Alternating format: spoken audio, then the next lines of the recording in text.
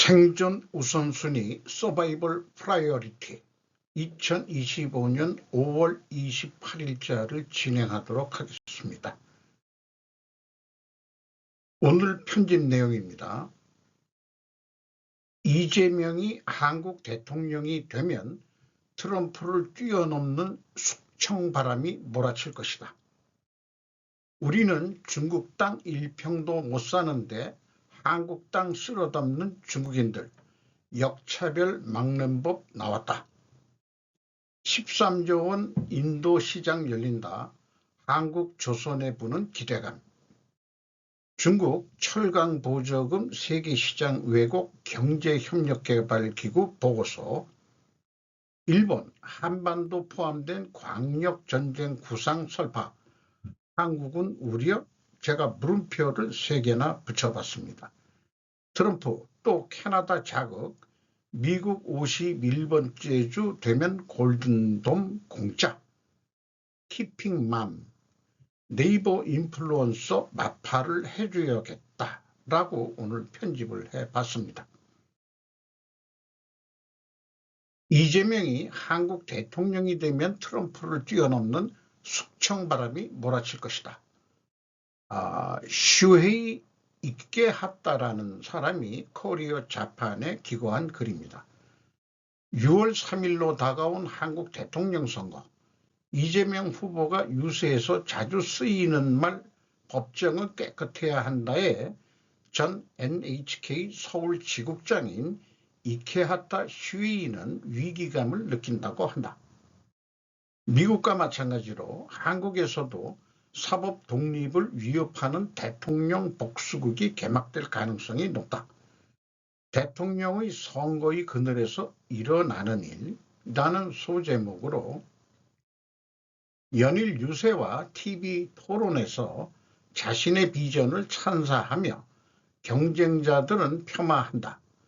한국 대통령 선거 후보들 애초 계엄령을 선포한 윤석열 전직 대통령의 탄핵 파면에 따라 실시되는 선거인 만큼 일관되게 제1야당 더불어민주당 이재명 후보가 앞서고 정권 교체의 공산이 높아져 일본에서는 또 한일 관계는 암전하는가라고 처신하는 보도가 주류인 가운데 번화된 선거전에 숨는 형태로 진행되는 상식박의 사태를 조금 자세히 살펴보고 싶다는 얘기입니다.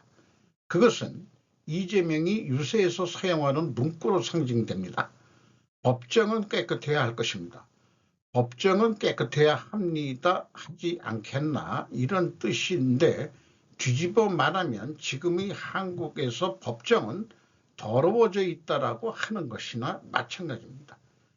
청소를 당부하는 듯한 차분한 표현이지만 본질은 사법부에 대한 숙청선언의 다름 아니다. 역전유죄 보복. 이례적으로 한국 대통령 선거 출발 전부터 세계를 놀라게 한 계엄령이지만 일찌감치 본명시된 이재명의 몸에는 파란이 일었다. 원래 그는 5건이나 되는 형사재판의 피고다. 특히 공직선거법 위반으로 기소된 사건은 일정 이상의 형벌을 받으면 대선 출마 자격을 박탈당한다. 이렇게 추가 소개를 하고 있습니다.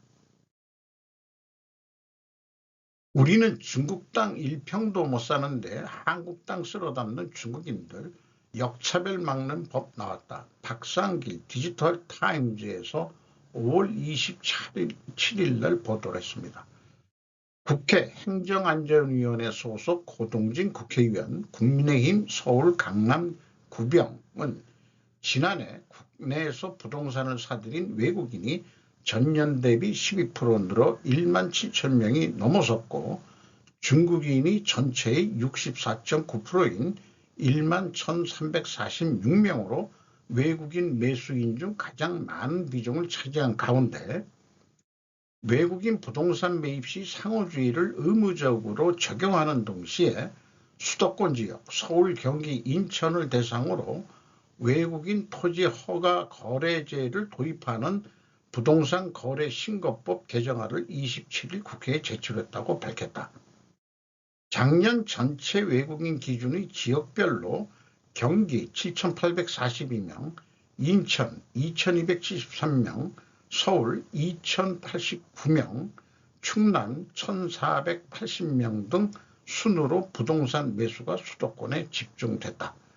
특히 외국인의 부동산 취득은 1998년 허가제에서 신고제로 전환된 이후 군사시설 보호구역, 생태 경관 보전 지역 등의 경우를 제외하고는 외국인이 부동산 취득에 제한이 없는 상황이다.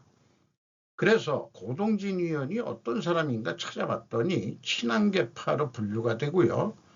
삼성전자에서 IM 부문장 겸 대표이사 사장을 지냈고 22대 국회의원에 국민의힘에 영입되어 가지고 초대로 한번 첫 국회의원이 된 사람이라고 이렇게 소개를 하고 있네요. 1961년생이네요.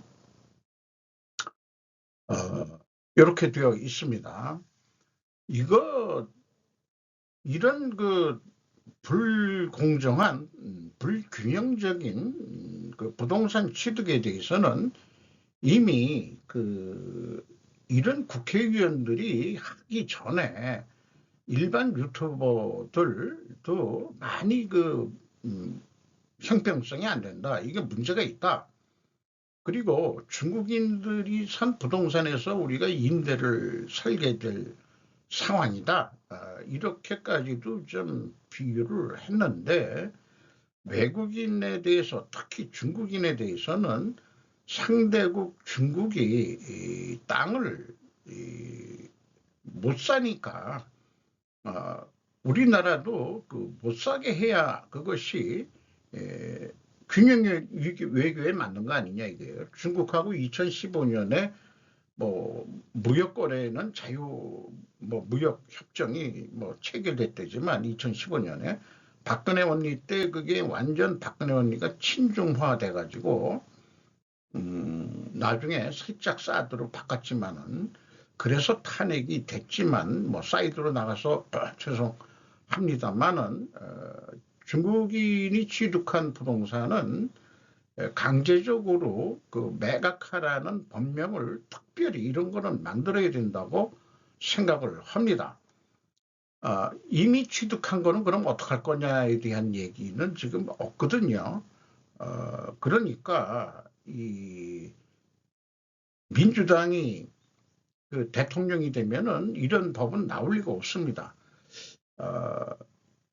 우리나라 좀 보수적인 차원에서 좀 이거는 억제를 해야 되지 않느냐. 그게 이제 시작이 된 게 원희룡이가 진짜 원흉이 돼가지고 제주도를 완전 중국에 팔아먹은 거나 마찬가지죠. 3억 이상 투자면은 영주권 내지 그런 거를 준다 해가지고 투자를 유인하고 제주도 경제 발전을 운운했는데 어쨌든 제주도가 아주 지저분해지고 그다음에 바가지 물가 이런 것 때문에 제주도 때문이라도 우리는 비행기 한번 타보는 게 제주도 갈 때 한번 해보는 건데 그 돈이면은 그냥 일본 가서 아주 깔끔하게 좋은 데 가서 먹고 돌아오겠다. 일본 관광객 유치에 원희룡이가 아주 기여를 한 거나 마찬가지예요. 거기까지 이제 빗대어서 이 정도면은 조선식 해약 아니겠습니까? 이렇게 생각이 들어가네요. 조금 더 제가 좀 해학적인 그런 기분으로 좀 해야 되겠다. 아무리 생존 우선순위라 하더라도 너무 심각하게 하기보다는 조금 해학적인 거로 좀 풀어매겨야 될 것 같습니다. 13조 원 인도 시장 열린다. 한국조선에 부는 기대감. 인도 원유 운반선 112척 건조 계획인데 양범수 기자가 조선비지에서 5월 27일 날 보도를 했습니다. 인도는 모든 선박을 자국 내에서 건조하겠다는 계획이지만 엔진을 비롯한 핵심 부품은 한국 기업에서 조달할 가능성이 크다. 27일 조선업계에 따르면 인도 정부는 2040년까지 100억 달러를 들여 원유 운반선 112척을 발주할 계획이다.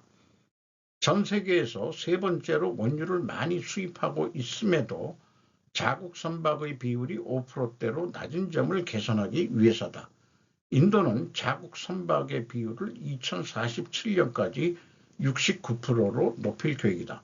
인도는 자국 조선업의 부양을 노리고 있지만 한국 기업의 수혜도 예상된다.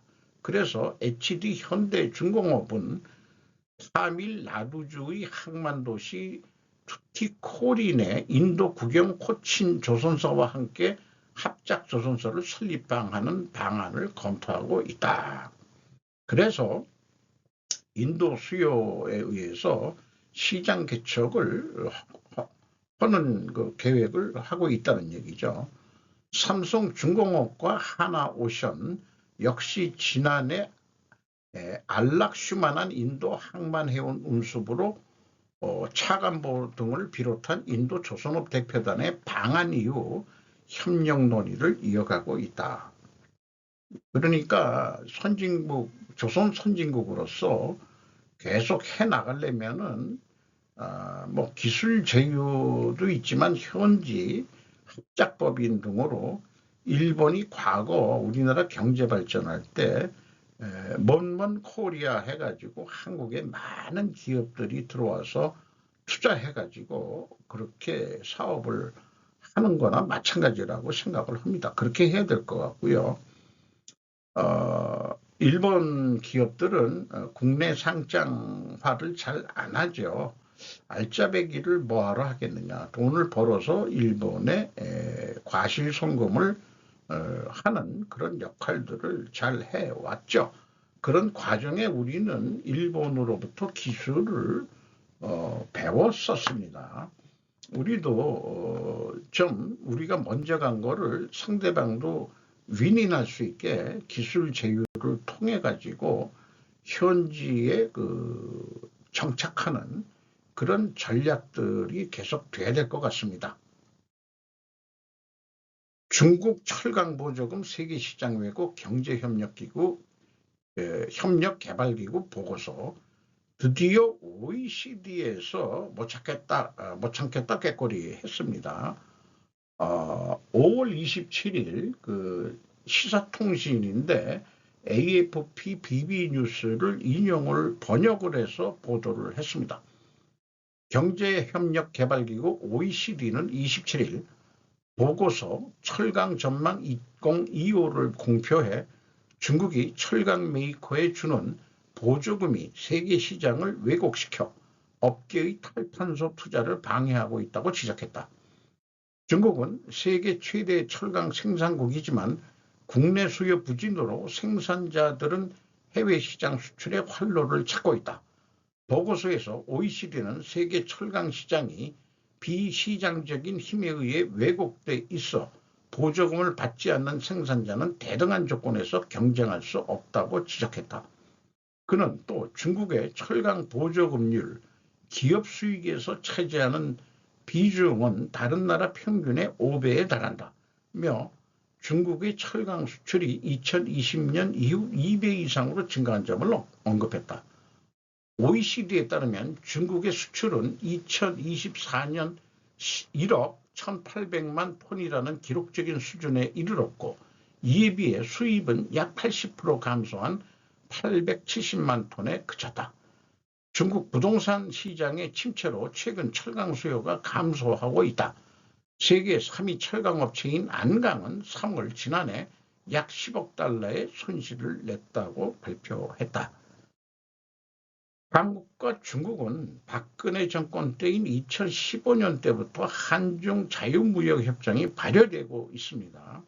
일본하고는 자유협정을 못 맺고 RCP인가 그거를 통해서 하고 있는데 우리나라의 그 역사적인 그 관계 때문에 자유협정까지는 일본하고는 못 갔는데 우리나라하고 한국 전쟁까지 치렀던 중국하고는 완전 친중 세력들에 의해 가지고 중국하고는 FTA가 협정이 체결이 됐다는 얘기예요. 그러므로 반덤핑 관세는 헐 길이 있다고 합니다. 문제는 친중 정치인 악어들이 이런 거를 할 거냐. 그래도 그 업계에서 그 불만을 제소해가지고 지금 관료층에서는 반덤핑 그 덤핑 관계를 그 지금 진단하고 있는 중이고 6월 달에 뭐 결정될 거라고 그렇게 뉴스 보도는 나오고 있습니다. 관세를 좀 때려가지고 수입을 좀 억제해야 될 것 같습니다. 중국산. 주로 열혈강판, 그다음에 이제 최근에 철근 이런 것까지 포함된 되는 것으로 알고 있습니다. 일본, 한반도 포함된 광역전쟁 구상설파, 한국은 우려라고 제가 물음표를 3개 붙였는데요. 김기수 기자가 KBS 뉴스에서 5월 28일 오늘이네요. 오전 10시에 보도한 내용입니다. 일본이 중국 견제를 염두에 두고 한반도와 동중국해, 남중국해 등을 하나의 전쟁구역으로 통합해 대응하는 원시어터 구상을 각국에 설파하고 있다고 아사히 신문이 28일 보도. 원시어터는 한국, 미국, 일본, 호주, 필리핀 등이 중국에 대항해 방위 협력을 강화한다는 전략으로 이시바 시게루 일본 총리도 찬성한 것으로 알려졌습니다. 하지만 한국이 한반도를 일본 전쟁 구상에 편입시키는 데 대해 우려를 나타내는 등 과제가 적지 않아 일본은 원시어터라는 용어를 직접 언급하는 대신 구상에 담긴 핵심 내용을 각국에 공유하고 있는 중이다. 나카타니 켄 일본 방위상은 지난 5일 인도 뉴델리에서 만난 라지나트 싱 인도 국방부 장관에게 원시어터 구상을 설명했다. 중국의 대미 방어선인 제1열도선과 제2열도선, 중국군 동향 등이 표시되면서 이시바 시게루 총리한테 또 그 인도 방문 결과를 설명했다는 그거 내용입니다. 한국에서는 원시어터 구상이 실현될 경우 주한미군이 중국의 대만 침공 시 투입될 수 있고 한반도 유사시 일본 자위대가 개입할 명분을 줄 수 있다는 지적이 제기됐다. 네, 이렇게 되면 우리 그 비판적인 세력들은 일본이 다시 대동아 공영권 사고 방식으로 이 침략적인 이 본색을 드러낸다 하는 식으로 이제 또 프로파간다를 푼다 이런 식으로 그 국내 그 반일 정서를 가지고 있는 사람들은 분명히 그렇게 얘기할 거예요. 이런 뉴스를 보면서 국영방송 KBS가 완전히 친중 매체인 것 같습니다. 이러니 주한미군 감축한다고 메시지 보내는 거죠. 미국이. 제가 봐서는 그 한반도에서 전쟁이 일어나면은 그게 바로 3차 세계대전이고 대만에서 일어나도 3차 세계대전이라고 봅니다. 일단은 일본은 건너뛰었지만은 그러나 일본 쪽에서는 저 수십 년 전부터 아소 따로 그 수상 때부터 하지만은 중국이 대만을 침공한다면은 일본을 침공하는 거나 마찬가지다. 왜냐 열도로 쭉 연결되어 있고 그 오키나와 이런 식으로 또 대만은 이 일본 경제하고 아주 그 불효불급한 그 필수적인 그런 또 무역 거래를 하고 있고 과거 그 대만을 식민 통치했던 뭐 한국도 식민 통치를 했습니다만은 대만이야말로 진짜 친일적인 그런 사람들로 포진되어 있다고 보여집니다. 이런 상황인 거죠. 그러니까 대만이 침공하면 일본이 바로 위협받는 거니까 사고방식을 대만 침공이면 일본을 침공하는 것이라고 간주해가지고 대응해야 된다는 게 일본의 변하지 않는 그런 정책인데, 그 일본 정책이 아니고 그건 한국도 그렇게 생각을 해야 된다고 저는 생각을 합니다. 그래서 아니나 다를까 이렇게 유튜브로 바로 찾아볼 수 있었습니다. 원시어터 구상 한반도 안보에 미칠 영향은 이라는 제목으로 이충곤 박사가 인사이트 윈도우라는 유튜브 방송에 출연해서 설명을 했습니다. 미국과 일본이 제안한 원시어터 구상은 동아시아 안보 전략을 재편하는 중요한 개념입니다.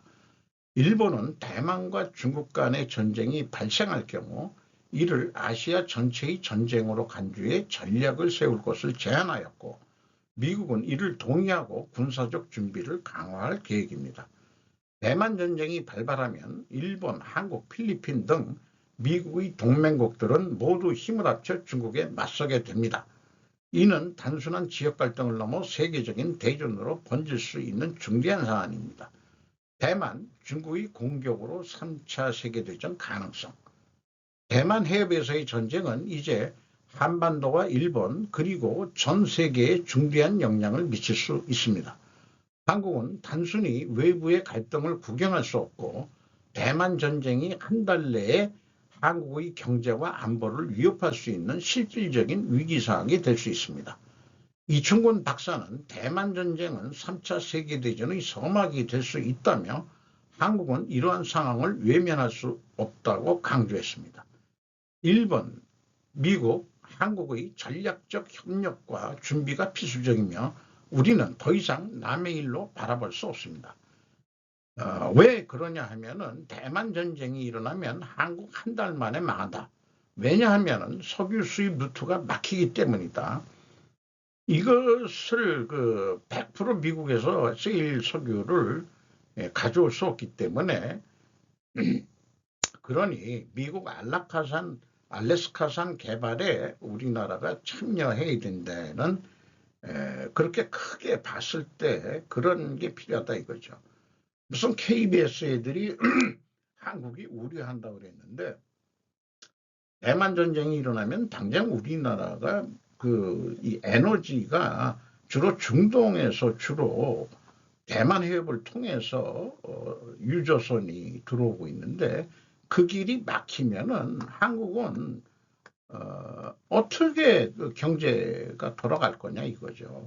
그러니까 한 달 만에 경제가 무너진다 이런 뜻입니다. 망한다는 뜻은.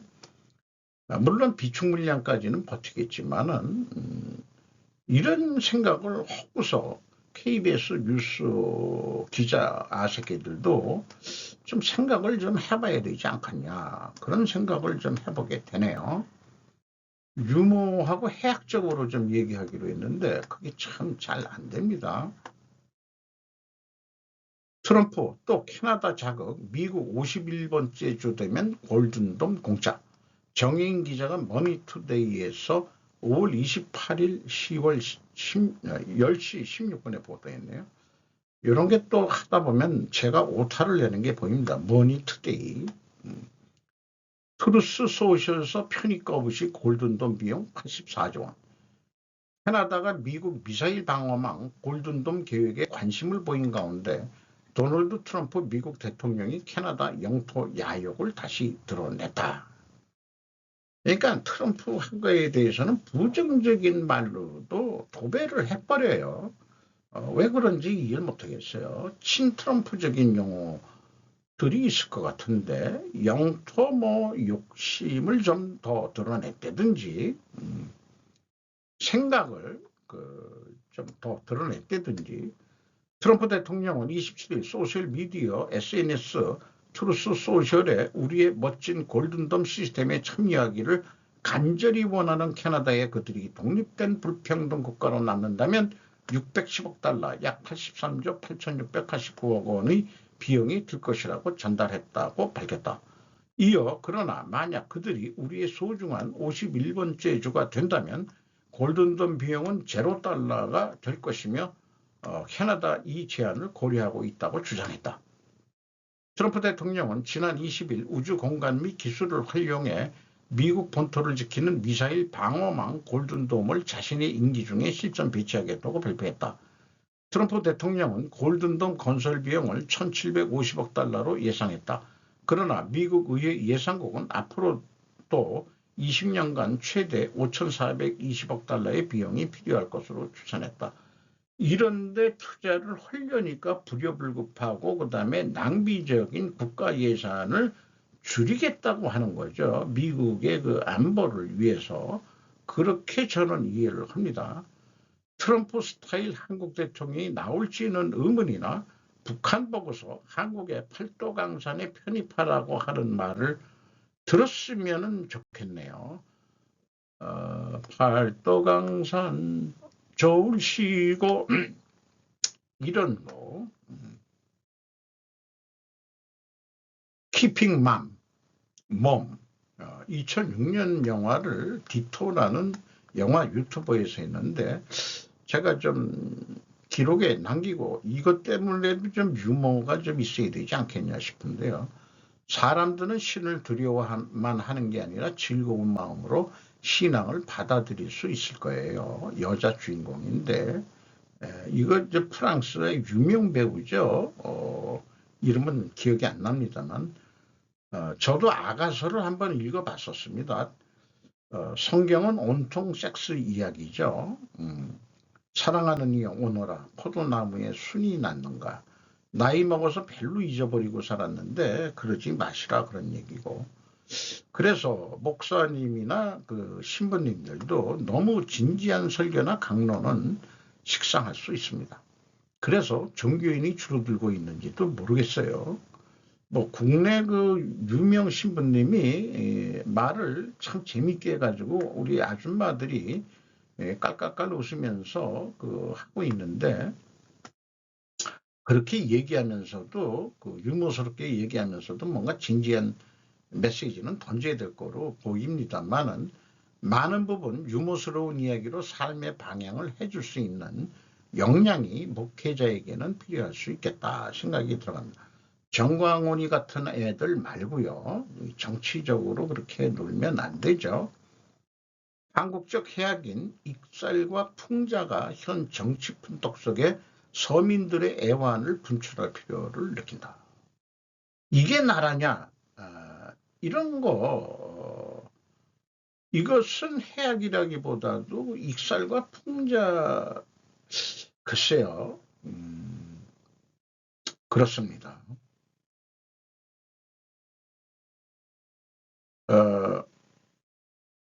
제가 그 네이버 블로그부터 시작을 해 왔었는데 어느 날 갑자기 블로그는 뭐 찬밥 신세가 되고 인플루언서라고 뭐 나와가지고 주로 이제 좀 네이버 그 블로그나 인플루언서도 무슨 장사 속으로 다 하는 거로 성격이 변해가지고 뭐 그거 그래도 뭐 어차피 인생이란 게 다 자기 파는 거니까라고 생각하면은 나쁠 건 없습니다만은 이 세상이 이 SNS를 통해서 자기 홍보도 하고 그게 돈벌이가 된다면은 다 좋은 건데 메시지가 떴길래 봤어요. 그랬더니 팬이 이제 800명이 됐다고.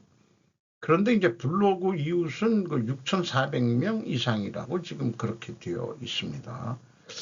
한 10년 가까이 한 것 같아요, 블로그를. 근데 이제 유튜버라는 걸 늦게 시작을 해가지고 유튜버는 별 볼 일 없습니다만은 저희 목소리가 들어간 거 읽어주는 남자 뭐 그렇게 목소리도 좀 이제 노회해가지고 쉰 소리가 좀 나오긴 나옵니다만은 그래서 제가 이렇게 제 그 인플루언서를 소개했던 모양입니다. 4차 산업혁명에 맞는 기업의 손익계산을 분석하는 스루풋 손익분석과 현금 재무지표 분석을 전문으로 하고 있습니다. 그 최근에는 다시 그 현금 재무지표는 일단 중단을 하고 원래 목적인 셀프 손익 분석에 더 집중을 해야 될 것 같습니다.